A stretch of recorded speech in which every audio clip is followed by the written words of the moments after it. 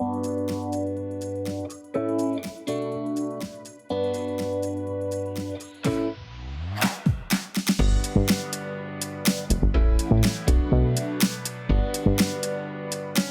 and welcome to the Marathon Medic podcast. I'm your host, Amy Bolsh, a doctor and running coach with an interest in sports and exercise medicine. These podcast episodes are all about physical activity, exercise and health, and today I'm joined by Caroline Williams to discuss her book, Move. Caroline is a science journalist and writes regularly for The New Scientist, and on today's episode we're discussing the benefits of movement for the mind and body. We're discussing how dance can make us feel more connected, how walking can improve our creativity, and how our natural environment can make us stronger. Hi Caroline, thank you so much for joining me. Well, thank you very much for having me on. I've just finished reading your book, which I absolutely loved because I think it gives such a different perspective to how we think about movement. But for the purpose of our audience, would you mind just introducing yourself and a little bit about your background? Yeah, so I'm a science journalist. I've been doing that for over 20 years now. So my background is that I did way background. I started off when I first went to university. I was planning to be a PE teacher, not because I'm was particularly sporty in school, but because I couldn't bear the thought of a job in which I would have to sit around and not have fresh air and exercise. So that was kind of my reasoning. And I did biology as a second subject, so that I would have, a bit of science in there. Anyway, after the year of that, I decided that the team sport aspect of PE wasn't really my bag. And so I swapped to a straight biology degree. So that's sort of my science background. And then I was one of those weird people who really enjoyed getting stuck into the library and researching stuff and then writing about it. And then it became clear that there was a job where you could actually do that, which is science journalism. So I sort of went down that path instead. And when I started off in journalism for a long time, I've been really fascinated in the way the human mind works and how we can get the best out of these amazing bits of kit we have in our heads, but also on the other side of that, how we can get around the many glitches that seem to come as part of the system. So, lack of focus, depression, stress, anxiety, creativity that turns up when it feels like it and not when it's convenient to us. And so I started looking into that from a neuroscience perspective. And it sort of dawned on me over the years that my own brain and mind work best when my body is on the move. And so I started getting interested in why that might be. And I thought, I wonder if there's any science that says something more than exercise equals endorphins equals happy. So I started looking into it, and there was actually loads of really, really fascinating research, everything from cell biology to neuroscience and everything in between that explored that, and that hadn't really been talked about much. So that's how I came to write Move, because I became really fascinated in the science that explains why moving our body in certain ways affects the way we think and feel. So that's a long explanation of how I got to be writing this book. And did you always have a book in mind, or were you almost overwhelmed by the amount of data and science that there is actually out there that kind of gives you enough material to write a book? Were you kind of pleasantly surprised by that? Yeah, I mean, I started off, so the process of writing a book is really long and starts off with, I wonder if there's anything out there. But as soon as I started looking, it became clear that there was more than an article's worth here, because my day job is writing sort of 4-page feature articles on particular subjects, sort of science and health. And it just became clear that it was just a huge, huge subject, and that it seemed to be something that you could break down quite easily into different kinds of movements and why they affect different aspects of mental and cognitive health. So I wasn't really overwhelmed. I was more excited, really. I was just kind of found all this stuff and thought, oh my goodness, there's more than a book's worth here. It's huge. And I genuinely wanted to know the answers as well for my own life, which always helps, because otherwise delving into that amount of data and research and tedious scientific papers would just be too awful to contemplate. So I really wanted to know, and I was really fascinated. So no, it was exciting. And you open the book with, I guess, hard-hitting facts about the way that, our population has changed to move less, and how that might be impacting us in terms of mental health and cognition and lower IQ scores. Was that something that you were aware of or kind of had in the background, or were you quite surprised by those findings? It was a good reason to explore it now, I guess. I mean, when it comes to anything to do with science communication, there needs to be a reason why people care, and that was a good reason why people should care, because not only is this research showing now for the first time that these links are there and why they're there, but also at the same time we've got this social trend where we're becoming increasingly sedentary, and the most vulnerable people in society are the most sedentary, and children, people with mental health issues, and the elderly, are the people where you can get the most benefit, and they're the most sedentary. So it kind of tied in really that we've got this really important research and we've got a really good reason to talk about it. So yeah, it just gave me more fuel to shout, really. The book talks about movement in all forms, which is really refreshing. It's not exercise. We don't have to go out and run marathons or climb mountains. It's very much about movement. And the one thing that really jumped out of me was the concept of MovNat. I'm not sure if I'm saying that correctly. MoveNat. MoveNat. Yeah, Okay. yeah. So the idea of gaining strength and skills in our natural environment. Would you mind sharing a little bit about what that is and whether you tried it yourself? Yes. So MoveNat's really fascinating. So it's basically the idea behind it. It comes from a Frenchman called Erwan Lecour, and he harks back to some really very quite old French naval guy who was kind of inspired by people he saw on his travels around the world, and how they were just naturally fit and strong, and they didn't work out, but that they were just able to move through their environment really well. And it's sort of, I call it like a love child of parkour and forest bathing. So it's the idea of getting fit and strong with your natural environment, moving as a human animal would. So the idea behind it is that that you're strong to be useful. So if you can't run away from a threat, if you can't climb to save somebody, if you can't swim, then really you're not really using your body in the way that it was intended. And so MoveNat is really this movement to get strong the natural way. So climbing, carrying heavy loads, swimming, jumping, all these things that are really fun balancing, that we do naturally as children, and then somehow we stop doing them and start sort of mindlessly pumping weights and sort of running for the sake of running. And yeah, so I was really fascinated by this idea because it resonates with me, because I'd never really been one for going to the gym for the sake of going to the gym. It seems mindless and boring. So I went and did a 2-day workshop in Hackney. So I live in the countryside, and I went to Hackney in East London to learn how to move in the natural environment, which seemed a bit strange, but we're sort of partly in a gym and partly in a park. We tried all these natural skills. So swinging through trees, how to carry boulders safely, crawling, which is actually a workout that I didn't realize existed, but it's incredibly effective workout for upper body strength and core strength and everything. And it was fascinating because you see, so Jerome Rattoni, who is the MoveNat instructor, he is incredibly fit and strong, can jump up and lift his entire body weight without even looking like he's trying. And it's just a real demonstration that most of what we do in the gym is kind of pointless. He would argue, well, why do you do a pull-up? Because I want to get on top of something. Otherwise, why would I bother? I pull up, I let go, I come down. What's the point? So yeah, I kind of really love that. They also have these things they call movement snacks. Sort of when you have a 5 minutes to spare, you just kind of crawl around for a bit, or hang from your door frame, or just do various moves just to get a little bit of movement into your day. And that kind of appeals, because little and often is proven to be really important in getting more movement into your life. Yeah, I think we've become so programmed now that it's about doing that hour of exercise, a few times a week. And actually, we're sitting down so much during the day, the exercise that we're doing in that hour isn't compensating for the amount of time that we're spent not moving and just being still. So trying to use our natural environment a bit more definitely is going to offer Yeah, more absolutely. benefits to overall health.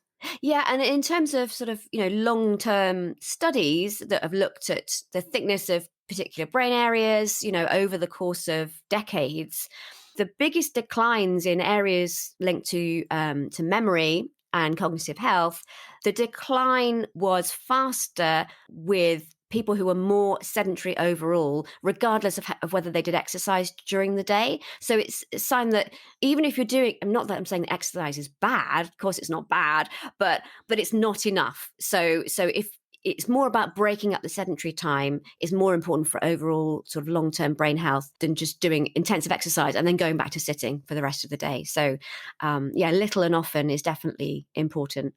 I'm not sure if you saw this week, but British Columbia doctors are now able to prescribe passes to national parks for their patients. No.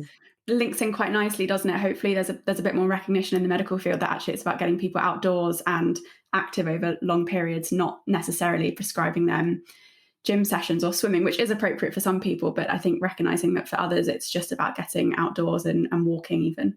Absolutely, and there is, as you know, that is starting to happen. So there's a movement in the UK, green gyms.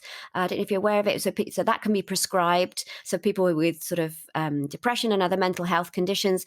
And I went and joined in years ago with one of these sessions, and it was just great. So we basically go out and do practical conservation. You're cutting down trees, you're litter picking, but in a group with other people. So you've got the physical activity, you've got the community, you've got the fresh air and exercise together. And these things have been shown to be really, really effective in helping people. So yeah, I think much more of that is needed, because for a long, long time that we've been sort of paying lip service to getting active and, you know, the effects of physical activity on mental health. And getting that into actual practice, I think, is a challenge, but I think it's really important to do.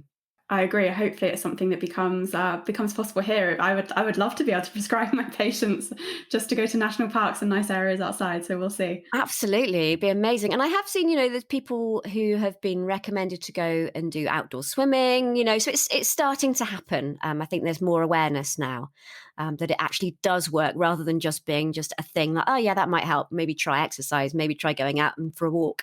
You know, having that a bit more structured, I think, is really important. Another thing that you mentioned in your book, which I found really interesting, was just going back to our discussion about just walking it and getting outdoors, the actual effect that can have in terms of, you describe physically moving through space and the impact that can have on the way we're thinking and the idea that we're actually moving forwards ourselves. So just wondering if you could just elaborate on that, because you'll explain it much better than I just have. Well, I'll try. So this really sort of resonated with me, because, you know, whenever I get stuck on a piece of work, or, you know, I'm upset or worried about something, going for a walk cures it every time. You know, it's a way of getting to think clearly again.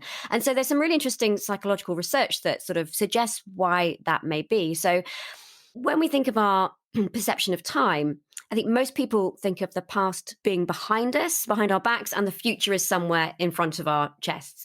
And this psychology research suggests that when people are physically moving forward through space, it gives us the illusion that we are moving further away from the past and we're moving into the future, and moving forward, you know, is something that's hopeful and we're making progress.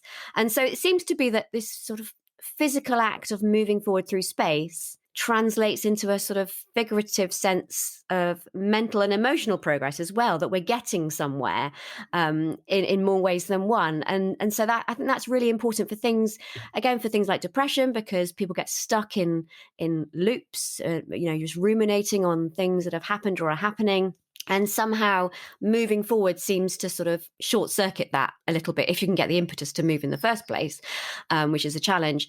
But yeah, just physically moving through space by whatever means, whether that's running, walking, kayaking, you know, paddleboarding, doesn't matter, seems to have this psychological effect. So it's a really simple way of just changing your mindset, just getting up and going somewhere.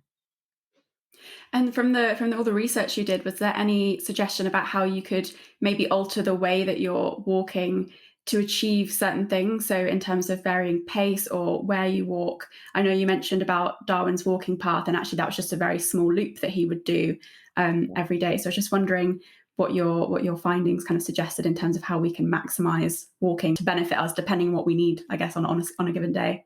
Yeah, absolutely. So, I mean, it sounds a bit daft, doesn't it? Like, well, who needs to be told how to walk? We've been doing it for some time. But yeah, different ways of walking seem to have different effects. So there was one. So Darwin's path is really interesting. So I actually went to visit his path. You can go to Down House in Kent. It's open to the public. You can kind of wander around this path.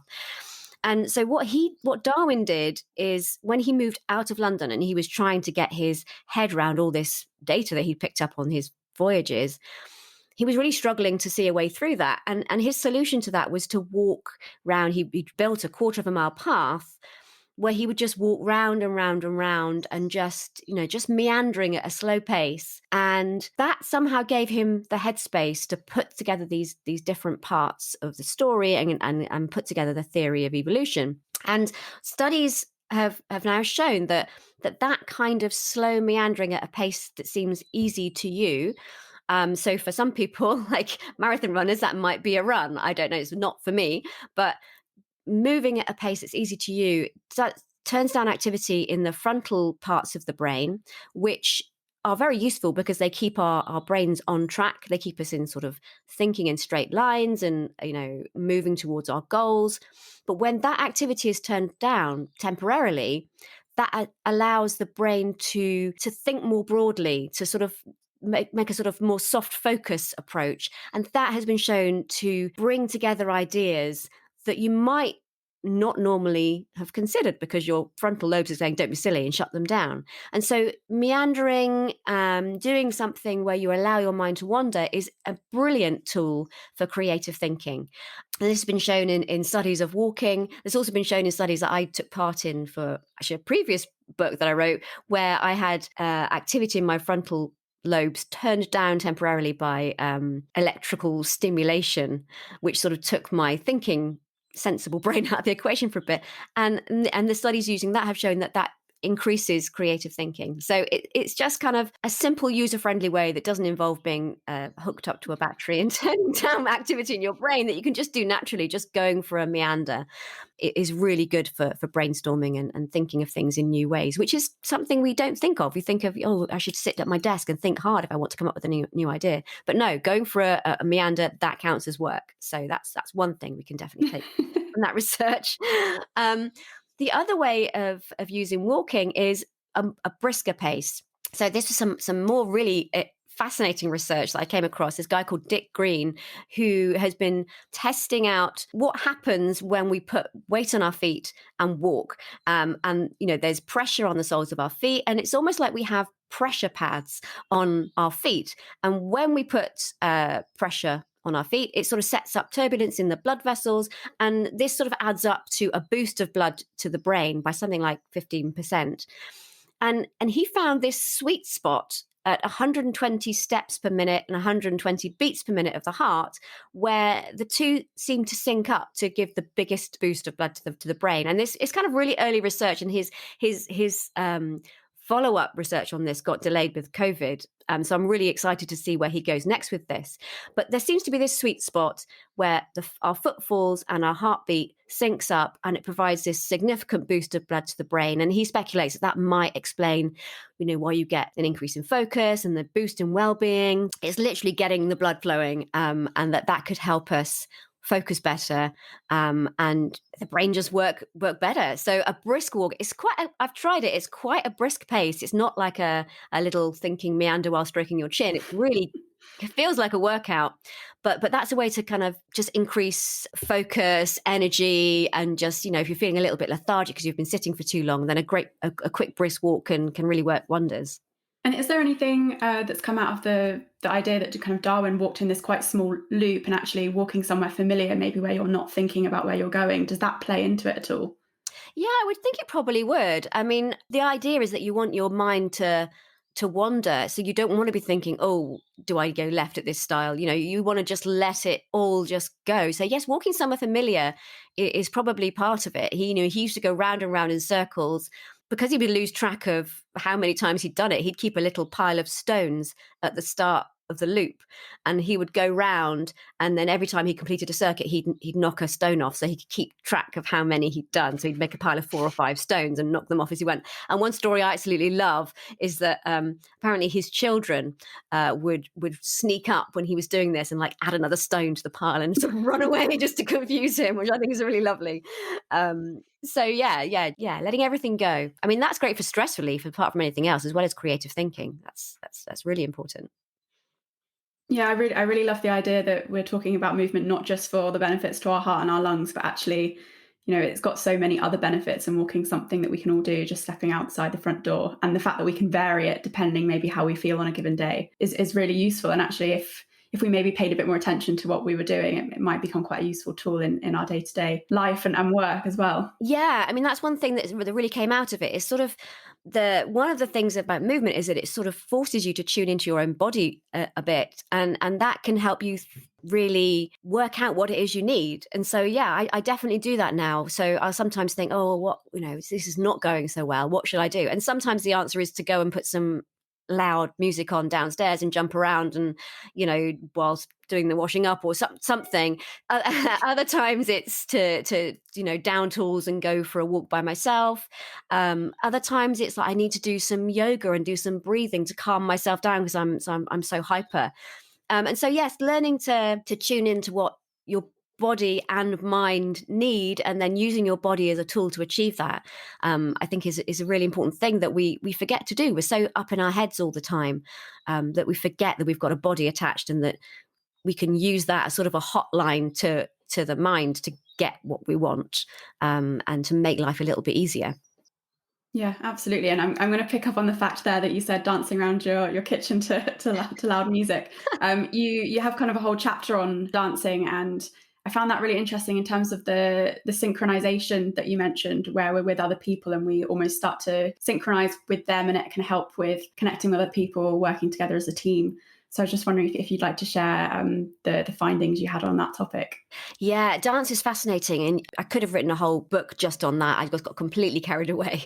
And it's really fascinating because it's something that humans do. It's something that's really central to who we are as creatures, and other animals don't do it. And that's a really interesting question, why? And one of the ideas is that it's kind of a social glue that bonds us to other people. So if you think of it in an evolutionary context, humans are quite puny creatures, really. We don't have great speed, we don't have great strength. If we're going to hunt and gather, we need to work together, and we need to have those tight social bonds. And so one idea is that synchronized movement and dancing is one of the ways that we kind of held that together, and it still works just as well today. And there's some really interesting sort of neuroscience ideas behind it, which is that when we are moving our bodies, we have this sense of proprioception, which tells us, without thinking about it, where our body is in space. And so when we're moving, we know where our body is in space, and that helps us build the sense of, this is me, this is where I begin and end. And the idea is that when you're dancing or moving in synchrony with other people, their movements are also coming in through your senses. You can see where they're moving, you can feel where you're moving. And the fact that those two things synchronize sort of confuses the brain a little bit, to the point where this barrier between what's me and what's you starts to get a bit blurry. And so to the point where we start to feel connected to each other. We feel like we are one in some way. And I think anyone who's ever, been out dancing can kind of feel, intuitively that's how it feels. And so the idea is that when we're moving with other people, it makes us feel like we're bigger, a part of something bigger than ourselves. And it's been shown in experiments that if even little toddlers, if you bounce them on your knee in time to music, and then, you put them down and then you accidentally drop something, the little toddler is far more likely to pick that up and give it back to you if you've been bouncing them in synchrony than if you've been bouncing them out of time with the music. So it seems to make us care more about each other. And, experiments with adults all the way through life have shown that when people move in synchrony together, afterwards they're far more likely to cooperate and care about each other more. So it's just something that's really fundamental to us. And I think in a time when we've got this, epidemic of loneliness, it's something that we could, and also the polarized society where we're all fighting at each other, just moving together is a way that we can just, get over our differences and feel some part of something bigger than ourselves. So it's something that very few people do. Something like 5% of adults dance for fun. Once we've stopped going out clubbing, it's like everyone forgets. And the other thing that's great about it is that when you're moving to music, so one neuroscientist I spoke to wasn't really a big dancer himself, but he says that when you're moving to music, what you're doing is you're moving to the rhythm of movements that have been made by other human bodies. And so when you are moving to that music, he said it's like an invitation to join in with the band. So you still feel like you're part of something bigger than yourself, even if you're just dancing by yourself to music. So it's something that anyone can do really, really easily. Even if you can't get up and jump around, you can sit in a chair and do a bit of chair dancing. So it's something that's really accessible and can really make you feel way, way better. Yeah, definitely. My grandma actually goes to mature movers, so it just shows that she's in her late 80s, and it's still something that's accessible to her age group if we can modify the dancing that they're doing. It just, as you said, it provides so many benefits from that connectivity point of view, but also from the movement. And I think also in that older population as well, a lot of the guidelines around their physical activity is balance and coordination, because obviously we're worried about that age group falling over. So I think incorporating dance into that is just such a great way to get heart rates up, but also provide all these other benefits that you've touched on. I spoke to one guy who's in the strength chapter, Terry Kvasnik, who's the sort of stunt man, he's an incredible acrobat, stage performer. He's also he teaches children, but also he's been known to do breakdancing sessions with elderly people. And so he was kind of spinning around and doing things, and they were just trying to copy along with what they were doing, however they could do it. And it was absolutely brilliant. He said they absolutely loved it and everyone got something out of it. So there are no limits really to what you can get people to do, and it can still make them feel great and feel connected and get all the physical benefits of movement as well. Yeah, and it's just another one of those movements that feels a bit less prescribed than going to the gym. And I feel like we're slating gyms, and obviously they've got their purpose, but just in terms of making things accessible for everyone, no matter kind of their physical abilities, I think dance is a great thing for all age groups. Yeah, and for older age groups as well, who maybe haven't really grown up with gym culture, but may have grown up with dance as something that was part of their lives, and then that can just bring so many mental health benefits as well, just from getting back into something that they did in younger years, and felt good. So yeah, absolutely, dance can work wonders. And just from a personal perspective, having written this book, is there anything that particularly resonated with you? Any changes that you've made in your life since finding out all of this information? I'm assuming you were relatively active before, given your background interest in biology and movement, but just wondering if you made any big life changes. Yeah, I mean, yeah. So I've always been pretty active. I'm very fidgety. I can't stay still, even if I wanted to. Well, apart from at the moment, as I'm isolating with COVID, but apart from I'm finding this very, very challenging. So, I mean, the main changes I've made is to break up sitting. So I was very aware during the writing process that I spent several hours a day sitting at my desk, tapping away, saying how important it was to not sit at your desk and tap away. And so breaking that up. So what I started to do is, this is a lot easier if you work at home, clearly. I started to, sit on the floor for a bit. I've got quite a good deep squat now. So, like the sort of sitting on your haunches thing. Sometimes I put my laptop on my chair and squat.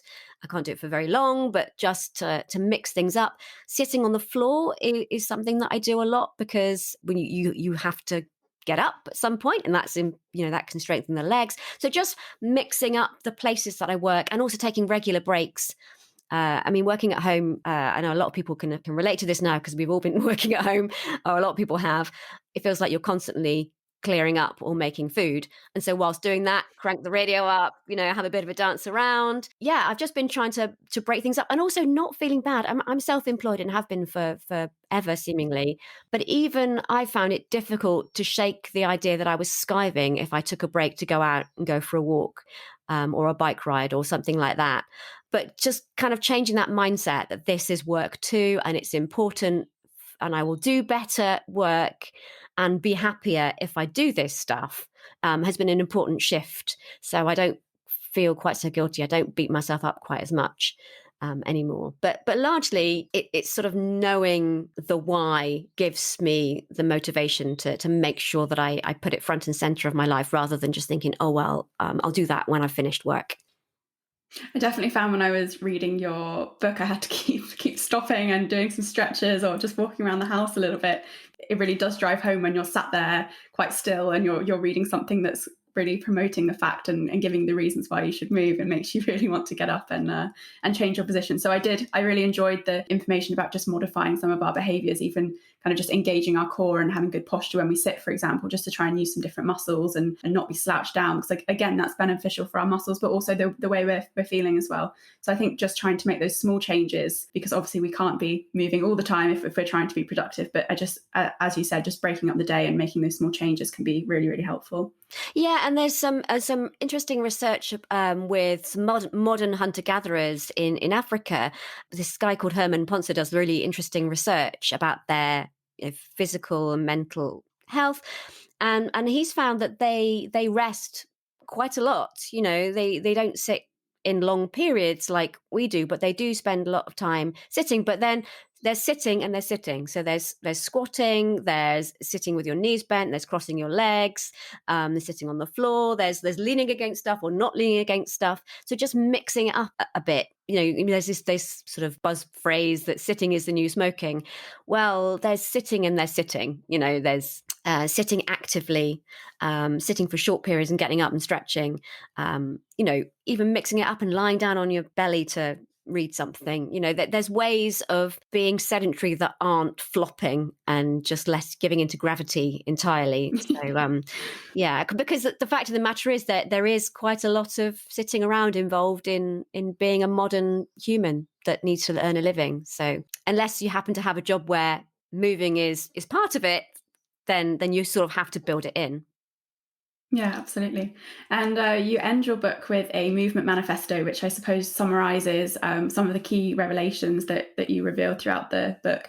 And I was just wondering if you could share, I suppose, your main advice in terms of what you would recommend society needs to do in order to improve their movement habits for both their mental and physical health. Yeah, I think the most important thing that needs to change is to get movement at the heart of children's lives from early on, and then keep it through. And because at the moment it's very possible to go through school and find that, and conclude that movement's not for you, because your only exposure to it has been PE lessons, which has been structured around particular sports.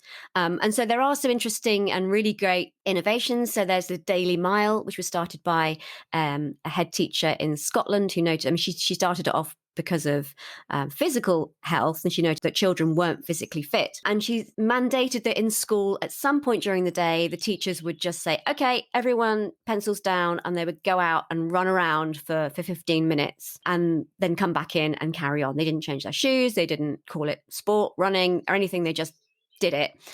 And since then, there's been a few studies of this, and the children's focus has improved, their grades have improved, their mental health has improved, as well as their physical health.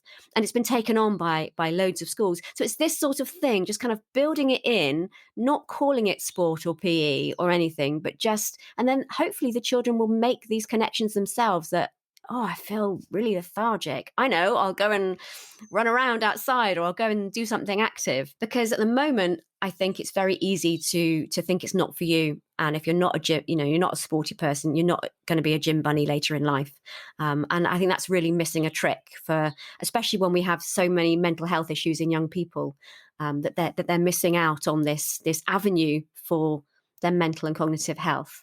So yes, young people is something I'm really, really passionate about. Mental health, we've already touched on it a little bit. It's undeniable that increasing people's physical strength reduces anxiety, depression. It helps people feel more confident. It improves self-esteem. It makes life feel more manageable. And yet that's something that's really neglected. So just getting people to do, doesn't have to be weights. It can be body weight exercise. Just getting people moving and increasing their strength seems to tip over into a feeling that life is more manageable and that people are more in control of their own destiny. So I think that's really, really important for people with mental health issues, people growing up in poverty and challenging social situations, that increasing strength and physical abilities is really important. So we've got young people, people with mental health challenges, and then the elderly. We've already talked a little bit about that as well. There's good reasons why elderly people are sedentary a lot of the time, but it doesn't have to be just sitting and doing nothing. It's kind of getting movement into people's lives and giving something back to this population rather than just sort of letting them sit and be sad. I mean, it's awful. We need to do something about that. And there are in all of these areas, there's great stuff that's already happening, but I kind of really feel strongly that we need to really make movement a priority for these groups and for everybody else. And in terms of just adults in general, just this knowledge that it's there and can make a real difference to your life and how you feel, and put something in the bank for old age, it is a really important message to get out there. And so middle age is the time when it only gets harder from here on in. And it's most important to nail it now, to have a healthier aging process and a happier old age. Yeah, and I think just driving home the message that every minute counts and every movement counts. So, we're not asking people to wake up one day and suddenly change everything they do in terms of their physical activity, but just making these small changes that we've touched on just throughout the day and breaking up that sedentary behaviour is going to be the thing that's most achievable, and probably will give the greatest gains later down the line if we can try and get these habits in early. Absolutely. And so it's not an all or nothing. I'm not saying everyone needs to get a sport, everyone needs to start running, everyone needs, it's little and often. And the less you're doing, the bigger the gains from doing a little bit. So just getting started on something, and crucially as well, finding something that you enjoy. For some people that's running. It's not my bag. For some people it's cycling up hills. I quite like going down the hills. So it's finding something that doesn't feel like work, that makes you feel good, and then you'll want to do it, and then the benefits will just come by themselves. And it's been quite striking to me, people who have these sort of movement practices, for want of a better word, have sort of read the book and then come and said, that's why it makes me feel this way, and that's amazing. And so it's kind of finding that thing that makes you want to do it, and then the benefits and it's kind of almost a no-brainer once you've got that habit going. And I think it's catching as well, isn't it? Because at my workplace, I have tutorials every now and again, and we do a lot of walking tutorials. And I've started noticing that other people are kind of doing walking meetings at lunch as well. And I think just getting that to be the normal practice is so helpful, because it just makes it more acceptable to do, and to pop outside at lunchtime and just go for a 10-minute walk. And it really does makes your afternoon so much better. You feel so much more alert. You've got those few extra steps in, and I think it's really quite catching. Absolutely. Yeah. I think the more of that, the better. And if it can be brought in, because it's all very well, people read the book and go, yeah, I'd love to do walking meetings, but how am I going to get the powers that be to see that as work? So yeah, I am doing a little bit of work with sort of, managers and things like that to say, it has to come from you, and then people will do it. And then you'll actually get a happier workforce. Everyone will, there's something as well about being, I don't have any research to back this up, but there's something about being outside and walking that you kind of feel more open, that you can talk. You're not face to face. It's not quite so intense, and it feels like you can bat things around a lot more easily. So yeah, I'm hoping that walking meetings become even more of a thing. And you do see that throughout the pandemic. There's been more people working at home, and when I'm taking the dog out, I often see people there with their earpods in, talking away and having business meetings on the move. So I kind of feel like maybe the pandemic's been quite a good thing for people putting two and two together themselves and working out that actually it doesn't matter, and nobody cares whether you're out walking when you're on a meeting. It can all still be done. Thank you so much. It's been a really interesting talk for me, and as I said, I really enjoyed reading your book. So for anyone that wants to learn a bit more about this topic, get their hands on a copy, would you just mind letting them know where they can find you on social media, or also where they can get your book as well? Okay, well, the book is called Move, The New Science of Body Over Mind. It's available anywhere books are sold. If you wanted to go to, if you wanted to go to my website, it's carolinewilliams.net. And on Instagram, I'm carolinewilliams_science, and on Twitter @ScienceCaroline. So yes, come and say hello. Great, thank you so much. Thank you very much. It's been lovely talking to you. As Caroline said, you can find her book by searching for Move, The New Science of Body Over Mind. You can also visit her website by searching carolinewilliams.net. If you'd like to hear more from me, then you can head to marathonmedic.com, where you'll find running content as well as more podcast episodes, and you can also find me on Instagram by searching Marathon Medic. Thanks so much for listening.